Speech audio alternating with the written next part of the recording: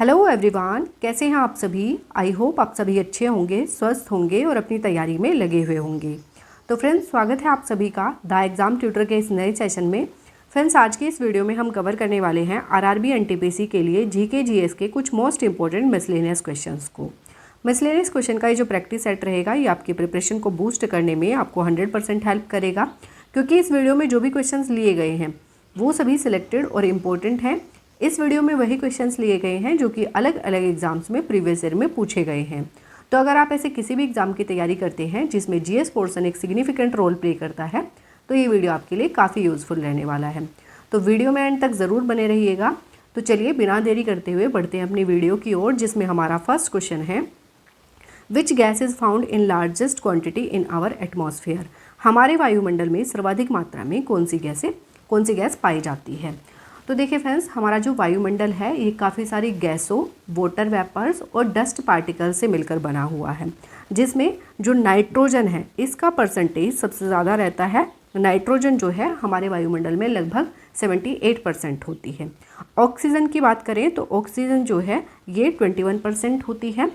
Argon की बात करें तो आर्गन होती है 0.09% और कार्बन डाइऑक्साइड होती है 0.03%। अब देखिए फ्रेंड्स, ये जो है ये मेन गैसेज हैं जो कि अधिक मात्रा में पाई जाती हैं वायुमंडल में। इसके अलावा और भी गैसें होती हैं जो कि काफ़ी कम मात्रा में पाई जाती हैं, जैसे कि हाइड्रोजन हो गया, हीलियम हो गया, नियोन, जीनोन, ये सब भी गैसें जो हैं पाई जाती हैं वायुमंडल में, लेकिन इनका जो परसेंटेज है वो काफ़ी कम मात्रा में होता है। अब इसमें पूछा है हमारे वायुमंडल में सर्वाधिक मात्रा में कौन सी गैस पाई जाती है, तो आंसर हो जाएगा ऑप्शन डी, नाइट्रोजन पाई जाती है। नेक्स्ट क्वेश्चन की तरफ बढ़ते हैं। नेक्स्ट क्वेश्चन है हमारा, where is Indira Gandhi National Park located. Indira Gandhi राष्ट्रीय उद्यान कहाँ पर स्थित है। तो देखिए फ्रेंड्स, इंदिरा गांधी राष्ट्रीय उद्यान जो है ये तमिलनाडु राज्य में स्थित है। तमिलनाडु राज्य के कोयम्बटूर जिले में स्थित है इंदिरा गांधी राष्ट्रीय उद्यान। और ये जो राष्ट्रीय उद्यान है ये पश्चिमी घाट की अन्नामलाई पहाड़ियों में स्थित है। याद रखिएगा, इंदिरा गांधी राष्ट्रीय उद्यान जो है ये तमिलनाडु राज्य में स्थित है। Option D will be the right answer. Next देख लेते हैं। नेक्स्ट क्वेश्चन है हमारा, when is the world heritage day celebrated. विश्व विरासत दिवस कब मनाया जाता है। तो देखिए फ्रेंड्स, वर्ल्ड हेरिटेज डे जो है ये मनाया जाता है 18 अप्रैल को। 18 अप्रैल को मनाया जाता है विश्व विरासत दिवस। 18 मई की बात करें तो 18 मई को क्या मनाया जाता है, तो World AIDS Vaccine Day. World AIDS Vaccine Day मनाया जाता है 18 मई को। इसके अलावा एक और डे सेलिब्रेट किया जाता है 18 मई को, इंटरनेशनल म्यूज़ियम डे। याद रखिएगा, इंटरनेशनल म्यूज़ियम डे मनाया जाता है 18 मई को। 23 जून की बात करें तो 23 जून को मनाया जाता है इंटरनेशनल ओलंपिक डे। इंपॉर्टेंट है, याद रखिएगा, इंटरनेशनल ओलंपिक डे मनाया जाता है कब, 23 जून को। 24 अप्रैल को क्या मनाया जाता है, तो 24 अप्रैल को मनाया जाता है नेशनल पंचायती राज डे। नेशनल पंचायती राज डे मनाया जाता है कब, 24 अप्रैल को। ये मोस्ट इंपॉर्टेंट है क्योंकि एग्जाम में पूछ लिया जाता है। नेशनल पंचायती राज डे मनाया जाता है कब, 24 अप्रैल को। विश्व विरासत दिवस, वर्ल्ड हेरिटेज डे मनाया जाता है 18 अप्रैल को। Option C will be the right answer. Next देख लेते हैं। नेक्स्ट क्वेश्चन है हमारा, in which of the following countries the Alps mountain range is not extended. निम्नलिखित में से किस देश में आल्प्स पर्वत श्रेणी का विस्तार नहीं है। तो देखिए, आल्प्स माउंटेन रेंज जो है ये किन किन देशों में फैली हुई है। तो देखिए, फ्रांस में, इटली में, स्विट्ज़रलैंड, ऑस्ट्रिया, जर्मनी, स्लोवेनिया और लिचेंस्टीन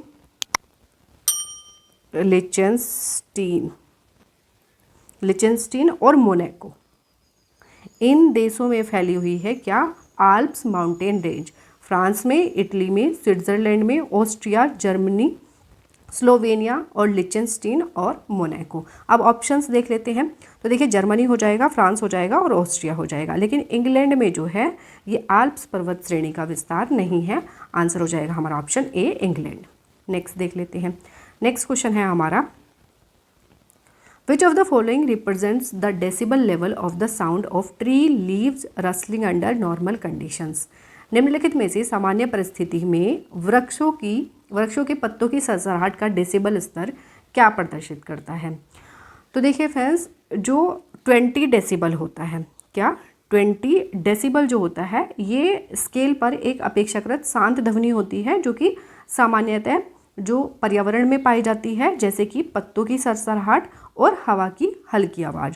तो 20 डेसिबल रिप्रेजेंट करता है किसको, पर्यावरण में जो ध्वनि पाई जाती है, जैसे कि पत्तों की सरसराहट और हवा की हल्की जो आवाज़ होती है, वो 20 डेसिबल को रिप्रेजेंट करती है। देखिए फ्रेंड्स, ऑप्शन में कहीं पर भी 20 डेसिबल नहीं दिया है, लेकिन इसके आसपास क्या दिया है, 35 डेसिबल। तो हम इसी को आंसर मानेंगे, 35 डेसिबल को। देखिए जो नॉर्मल बातचीत होती है ना, नॉर्मल बातचीत की जो ध्वनि का स्तर होता है वो होता है 60 डेसिबल। क्या होता है, 60 डेसिबल होता है। और जो फुसफुसाहट की आवाज़ होती है वो होती है 30 डेसिबल। अब देखिए जो फुसफुसाहट की आवाज़ होती है, जैसे धीरे धीरे जब कोई बात करता है उसे कहा जाता है फुसफुसाहट, तो पत्तों की आवाज़ भी उसी तरीके से होती है। तो ये 20 डेसिबल से 35 डेसिबल तक मानी जा सकती है। तो इस क्वेश्चन का आंसर हो जाएगा हमारा ऑप्शन ए 35 डेसिबल। नेक्स्ट देख लेते हैं। नेक्स्ट क्वेश्चन है हमारा, soil is generally formed by which process. मिट्टी की रचना सामान्यतः किस प्रक्रिया द्वारा होती है। तो मिट्टी की रचना जो है ये डिपोजिशन की प्रक्रिया के कारण होती है। आंसर हो जाएगा हमारा ऑप्शन ए डिपोजिशन या निक्षेपण। नेक्स्ट देख लेते हैं। नेक्स्ट क्वेश्चन है, gulf of Khambhat is situated between. Khambhat की खाड़ी किसके मध्य स्थित है। तो खंबात की खाड़ी जो है ये भावनगर और सूरत के मध्य स्थित है। भावनगर और सूरत के मध्य स्थित है खंबात की खाड़ी, ऑप्शन बी। नेक्स्ट देख लेते हैं। नेक्स्ट क्वेश्चन है हमारा, the home of the Shompen tribal is. Shompen आदिवासी का निवास स्थान क्या है। तो देखिए फ्रेंड्स, जो शोम्पेन ट्राइब है, शोम्पेन ट्राइब जो है ये ग्रेट निकोबार आइलैंड के इंटरनल पार्ट में पाई जाती है। कहाँ पर, ग्रेट निकोबार आइलैंड के इंटरनल पार्ट में पाई जाती है शोम्पेन ट्राइब। और ये जो ग्रेट निकोबार आइलैंड है ये भारत के अंडमान और निकोबार आइलैंड का एक पार्ट है, हम सभी जानते हैं। तो ये जो शोम्पेन आदिवासी है ये पाई जाती है निकोबार में। आंसर हो जाएगा हमारा ऑप्शन सी निकोबार। नेक्स्ट देख लेते हैं। नेक्स्ट क्वेश्चन है हमारा, in which sphere does the cloud descend. बादल किस मंडल में अवतरित होते हैं। तो बादल जो हैं ये कहाँ पर पाए जाते हैं, ये पाए जाते हैं ट्रोपोस्फियर में। ट्रोपोस्फियर में पाए जाते हैं बादल, और जितनी भी वेदरिंग एक्टिविटी होती है वो किस में पाई जाती है, वो ट्रोपोस्फियर में पाई जाती है। एक क्वेश्चन और पूछा जाता है कि ओजोन लेयर किस मंडल में पाई जाती है, तो स्ट्रेटोस्फियर में पाई जाती है। याद रखिएगा, आंसर होगा इस क्वेश्चन का हमारा ऑप्शन ए। नेक्स्ट देख लेते हैं। नेक्स्ट क्वेश्चन है हमारा, विच committee recommended the establishment of national stock exchange. National stock exchange की स्थापना की संस्तुति किस समिति ने की थी। तो देखिए फ्रेंड्स, नेशनल स्टॉक एक्सचेंज, इसको NSE भी कहा जाता है। क्या, NSE यानी कि नेशनल स्टॉक एक्सचेंज। इसकी स्थापना जो है ये फेरवानी समिति की संस्तुति के आधार पर जो है नेशनल स्टॉक एक्सचेंज की स्थापना की गई थी। और क्यों की गई थी, ताकि भारतीय जो शेयर बाजार है, भारतीय शेयर बाजार में पारदर्शिता और दक्षता लाई जा सके। इसी वजह से नेशनल स्टॉक एक्सचेंज की स्थापना की गई थी। और इसकी स्थापना कब हुई थी, तो 1992 में जो है इसकी स्थापना हुई थी। और इसका जो परिचालन है वो 1994 में शुरू हुआ था। याद रखिएगा, आंसर हो जाएगा option C Ferwani committee. Next देख लेते हैं। नेक्स्ट क्वेश्चन है हमारा, who is the author of the book principles of economics. Principles of economics पुस्तक के लेखक कौन हैं। तो देखिए, प्रिंसिपल्स ऑफ इकोनॉमिक्स पुस्तक जो है ये लिखी गई है अल्फ्रेड मार्शल के द्वारा। किसके द्वारा, अल्फ्रेड मार्शल के द्वारा लिखी गई है प्रिंसिपल्स ऑफ इकोनॉमिक्स पुस्तक। और ये पहली बार कब प्रकाशित हुई थी, तो 1890 में। 1890 में जो है ये पुस्तक पहली बार प्रकाशित हुई थी। आंसर हो जाएगा ऑप्शन बी, अल्फ्रेड मार्शल के द्वारा लिखी गई है। नेक्स्ट देख लेते हैं। नेक्स्ट क्वेश्चन है, how many schedules were there in the Government of India Act of 1935। 1935 ईस्वी का भारत शासन अधिनियम में कितनी अनुसूचियाँ थी। तो 1935 ईस्वी का जो भारत शासन अधिनियम था इसमें 10 सूचियाँ थी। कितनी सूचियाँ थी, 10 सूचियाँ थी। आंसर हो जाएगा ऑप्शन सी। नेक्स्ट देख लेते हैं। नेक्स्ट क्वेश्चन है हमारा, which of the following subjects is not included in the union list. निम्नलिखित में से कौन सा विषय संघ सूची में शामिल नहीं है। तो इनमें से ऐसा कौन सा विषय है जो कि संघ सूची में शामिल नहीं है। तो देखिए, पोस्ट एंड टेलीग्राफ ये संघ सूची के अंतर्गत आता है। टेलीफोन जो है ये भी संघ सूची के अंतर्गत आता है। नेशनल वाटरवे यानी कि राष्ट्रीय जलमार्ग ये भी संघ सूची का विषय है। लेकिन वाटर ट्रांसपोर्ट यानी कि जल परिवहन ये संघ सूची के अंतर्गत नहीं आता है, ये समवर्ती सूची के अंतर्गत आता है, यानी कि कॉन्करेंट लिस्ट के अंतर्गत आता है। याद रखिएगा, आंसर हो जाएगा हमारा option D, water transport. Next देख लेते हैं, नेक्स्ट क्वेश्चन है हमारा, for how many years are the members of the Public Accounts Committee elected. लोक लेखा समिति के सदस्य कितने वर्ष के लिए निर्वाचित होते हैं। तो लोक लेखा समिति के जो सदस्य हैं वो 1 साल के लिए निर्वाचित होते हैं। कितने साल के लिए? 1 साल के लिए लोक लेखा समिति के सदस्य निर्वाचित किए जाते हैं। और इसमें कितने सदस्य होते हैं? तो 22 सदस्य होते हैं, जिसमें से 15 जो हैं लोकसभा से और जो 7 सदस्य होते हैं वो राज्यसभा से निर्वाचित किए जाते हैं, राज्यसभा से। याद रखिएगा, और 1 साल के लिए निर्वाचित किए जाते हैं। आंसर हो जाएगा ऑप्शन ए। नेक्स्ट देख लेते हैं, which city has been described by Hiuen in his travelogue while touring India. भारत भ्रमण पर आए ह्यूएन ने किस नगर का विवरण अपने यात्रा वृतांत में किया है। तो देखिए फ्रेंड्स, भारत भ्रमण पर आए ह्यूएन ने भारत के कई नगरों का विवरण जो है अपने यात्रा वृतांत में किया है। कौन कौन से नगरों का विवरण जो है ह्यूएन के द्वारा किया गया है अपने यात्रा वृतांत में। तो देखिए, कन्नौज का किया है, अमरावती का किया गया है, कांची का किया गया है, नालंदा का किया गया है, पाटलिपुत्र का किया गया है, और सिलहट का किया गया है। तो देखिए, ऑप्शन देख लेते हैं। ऑप्शन में हमें दिया है पाटलिपुत्र, तो आंसर हमारा यही हो जाएगा ऑप्शन ए, पाटलिपुत्र का जो विवरण है ये ह्यूएन ने अपने यात्रा वृतांत में किया है। नेक्स्ट देख लेते हैं, नेक्स्ट क्वेश्चन है हमारा, Nasik inscription is related to which of the following rulers. Nasik अभिलेख निम्नलिखित में से किस शासक से संबंधित है। तो देखिए फ्रेंड्स, नासिक अभिलेख जो है ये सातवाहन शासक गौतमीपुत्र सातकर्णी से संबंधित है। किससे संबंधित है? सातवाहन शासक गौतमीपुत्र सातकर्णी से संबंधित है नासिक अभिलेख। तो इस क्वेश्चन का आंसर हो जाएगा हमारा option B, Gautamiputra Satakarni. Option B will be the right answer. Next देख लेते हैं, नेक्स्ट क्वेश्चन है हमारा, who founded the city of Amritsar in Punjab. Punjab में अमृतसर नगर को किसने स्थापित किया था। तो देखिए फ्रेंड्स, पंजाब में अमृतसर नगर को स्थापित किया गया था सिखों के चौथे गुरु श्री गुरु रामदास जी के द्वारा। किसके द्वारा? सिखों के चौथे गुरु श्री गुरु रामदास जी के द्वारा पंजाब में अमृतसर नगर को स्थापित किया गया था। और कब किया गया था? तो 1574, लगभग 1574 ईस्वी में जो है श्री गुरु रामदास जी के द्वारा पंजाब में अमृतसर नगर को स्थापित किया गया था। इससे पहले यहाँ पर घने जंगल थे और कई झीलें भी थी। याद रखिएगा, आंसर हो जाएगा हमारा ऑप्शन डी, गुरु रामदास। नेक्स्ट देख लेते हैं, नेक्स्ट क्वेश्चन है हमारा, under which of the following dynasties did the pinnacle of vizarat occur. निम्नलिखित में से किस राजवंश के अंतर्गत विजारत का चरमोत्कर्ष हुआ था। तो देखिए फ्रेंड्स, विजारत क्या है?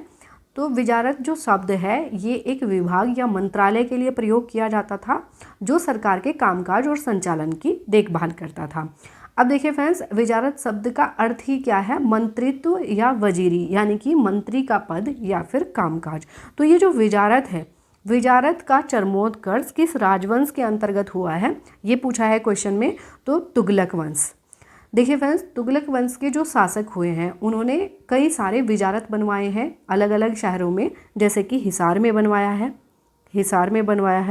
फिरोजाबाद में बनवाया है, फिरोजाबाद में, कोटला में बनवाया है और जौनपुर में बनवाया है। तो जो विजारत है, विजारत का चरमोत्कर्ष किस राजवंश के अंतर्गत हुआ है? तो तुगलक राजवंश के अंतर्गत हुआ है। आंसर हो जाएगा ऑप्शन ए। नेक्स्ट देख लेते हैं, Amir Khusro played a pioneering role in the development of which of the following. Amir Khusro ने निम्नलिखित में से किसके विकास में अग्रगामी भूमिका निभाई है। तो देखिए फ्रेंड्स, खड़ी बोली के विकास में अमीर खुसरो के द्वारा जो है एक महत्वपूर्ण भूमिका निभाई गई है। तो आंसर हो जाएगा हमारा ऑप्शन सी, खड़ी बोली। नेक्स्ट देख लेते हैं, नेक्स्ट क्वेश्चन है हमारा, in which of the following languages the Indian Opinion newspaper was not printed. निम्नलिखित में से किस भाषा में द इंडियन ओपिनियन पत्र नहीं छापा जाता था। तो देखिए फ्रेंड्स, मैंने प्रीवियस वीडियो में भी आपको बताया था कि जो द इंडियन ओपिनियन है ये किसके द्वारा शुरू किया गया था। तो महात्मा गांधी जी के द्वारा जो है द इंडियन ओपिनियन पत्र शुरू किया गया था और ये 4 भाषाओं में छपता था। कौन कौन सी भाषाओं में छपता था? इंग्लिश में छपता था, गुजराती में छपता था, तमिल में छपता था और हिंदी में छपता था। याद रखिएगा, इन 4 भाषाओं में जो है द इंडियन ओपिनियन पत्र छापा जाता था, लेकिन ये उर्दू में नहीं छपता था। आंसर हो जाएगा ऑप्शन बी, उर्दू। नेक्स्ट देख लेते हैं। नेक्स्ट क्वेश्चन है हमारा, who among the following leaders was a स्वदेशी सपोर्टर। निम्नलिखित नेताओं में से कौन एक स्वदेशी समर्थक थे। तो देखिए फ्रेंड्स, जो स्वदेशी आंदोलन था ये 1905 में जब बंगाल विभाजन हुआ था, बंगाल विभाजन के विरोध में जो है स्वदेशी आंदोलन शुरू किया गया था। और स्वदेशी आंदोलन के जो मुख्य समर्थक थे वो कौन कौन थे? तो देखिए, अरविंद घोष, फिरोज शाह मेहता, सुभाष चंद्र बोस, रविंद्रनाथ ठाकुर, वीर सावरकर, लोकमान्य तिलक, लाला लाजपत राय, ये कुछ ऐसे समर्थक थे जो कि स्वदेशी आंदोलन के मुख्य सपोर्टर थे। तो अब इसमें ऑप्शन में देखिए, अरविंद घोष दिया है, फिरोज शाह मेहता दिया है और सुभाष चंद्र बोस दिया है। तो ये कौन थे? ये स्वदेशी आंदोलन के समर्थक थे, लेकिन दादा भाई नौरोजी ने स्वदेशी आंदोलन का समर्थन नहीं किया था, इसलिए आंसर हो जाएगा हमारा ऑप्शन ए, दादा भाई नौरोजी। नेक्स्ट देख लेते हैं। नेक्स्ट क्वेश्चन है हमारा, who suggested the idea of Azad Hind Fauj. Azad Hind फौज का विचार किसने सुझाया था? तो देखिए फ्रेंड्स, आज़ाद हिंद फौज का जो विचार था ये किसने दिया था? तो ये दिया था कैप्टन मोहन सिंह ने। कैप्टन मोहन सिंह ने 15 दिसंबर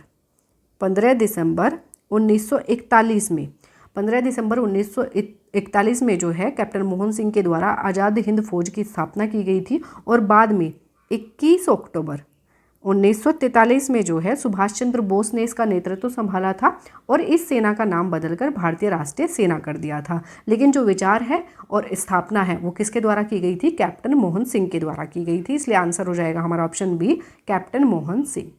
नेक्स्ट देख लेते हैं। नेक्स्ट क्वेश्चन है हमारा, which of the following disease is caused by fungus. निम्नलिखित में से कौन सी बीमारी फफूंद के कारण होती है, यानी कि फंगस के कारण होती है।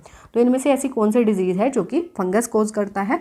तो एथलीट फूट जो है ये किसके कारण होती है? ये फंगस के कारण होती है। फाइलेरियसिस की बात करें तो फाइलेरियसिस को एलिफेंटिएसिस भी कहा जाता है। और ये कौन कोज करता है? तो निमेटोड। किसके द्वारा होती है? ये निमेटोड के द्वारा होती है। काला आजार जो डिजीज़ है, काला आजार डिजीज़ जो है ये प्रोटोजोन के द्वारा होती है। किसके द्वारा? प्रोटोजोन कोज करते हैं। और प्रोटोजोन कौन? लीसमैनिया डोनोवेनी कोज करता है काला आजार डिजीज़। हर्पीज़ डिजीज़ जो है ये वायरस कोज करते हैं। और कौन सा वायरस? तो हर्पीज़ सिम्प्लेक्स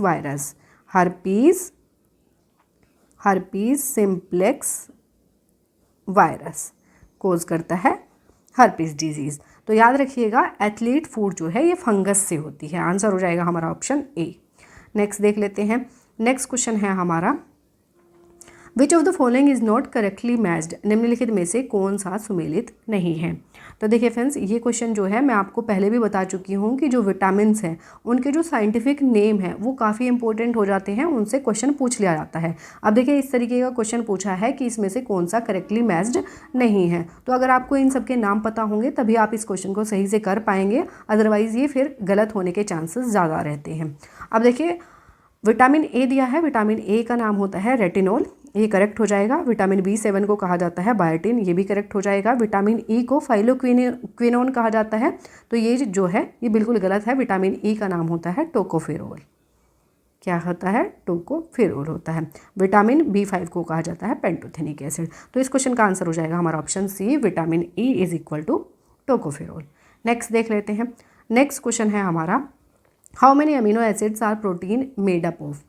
प्रोटीन कितने अमीनो अम्ल से मिलकर के बना होता है? तो प्रोटीन जो है ये 20 अमीनो अम्ल से मिलकर के बना होता है प्रोटीन। आंसर हो जाएगा हमारा ऑप्शन डी, 20। नेक्स्ट देख लेते हैं। तो नेक्स्ट जो है ये हमारा क्वेश्चन ऑफ द डे है और इस क्वेश्चन का आंसर आपको कमेंट बॉक्स में कमेंट करके देना है। तो देख लेते हैं इसमें कौन सा क्वेश्चन है। In which of the following states assembly election electronic voting machine EVM were used for the first time. निम्नलिखित में से किस राज्य की विधानसभा चुनाव में पहली बार इलेक्ट्रॉनिक वोटिंग मशीन का प्रयोग किया गया था? ऑप्शंस हैं केरला, मध्य प्रदेश, दिल्ली या फिर वेस्ट बंगाल।